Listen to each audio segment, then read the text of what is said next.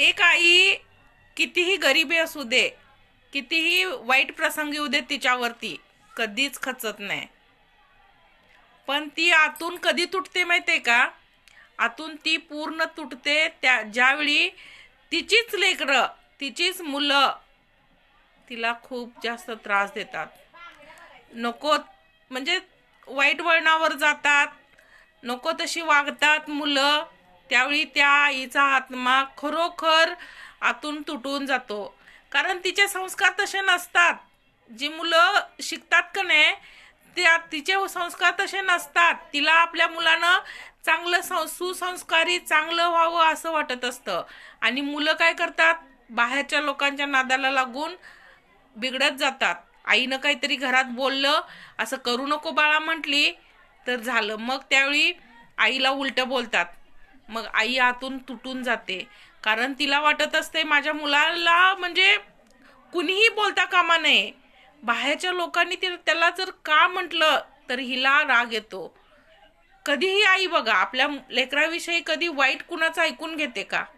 अजिबात घेणार नाही.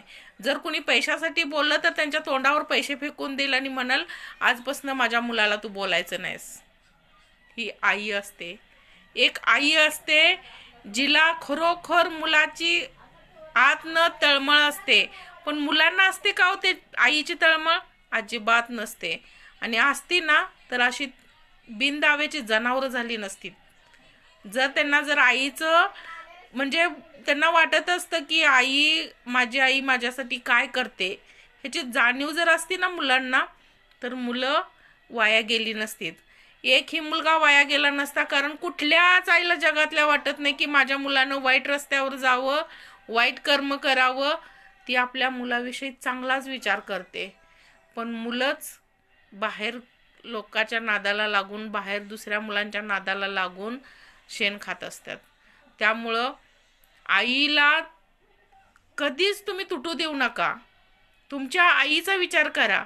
जर एखादा बाहेर मित्र तुम्हाला एखाद्या वाईट कृत्य करायला सांगत असेल, वाईट व्यसन करायला सांगत असेल, पहिल्यांदा ज्यावेळी तुम्ही त्याला हात लावता त्यावेळी तुम्ही आईचा विचार करा. दुसरं कुणाला आठवू नका.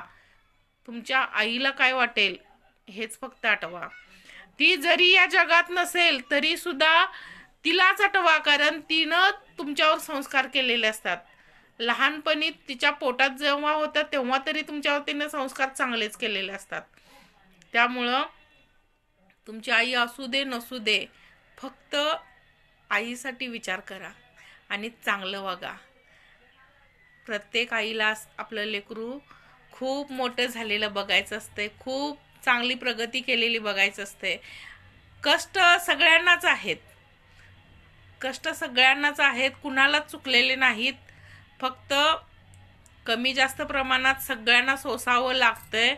ह्या जगात असं कोणी नाही की असं सगळं आयतं मिळालंय त्याला. आई वडील आपल्या आपल्या परीनं सगळं आपल्याला बेस्ट द्यायचा प्रयत्न करतात. आणि मला काय वाटते माहिती काय, ते आई वडील तुम्हाला जे घास भरवतात का नाही ते त्यांची चूक असते. आपलं मूल जसं आहे ते बघून ना लगेच आई वडिलांनी त्याला कामाला झुंपाय पाहिजे, वळणावर राहतील मुलं. तुम्हाला काय वाटते कमेंटमध्ये नक्की सांगा.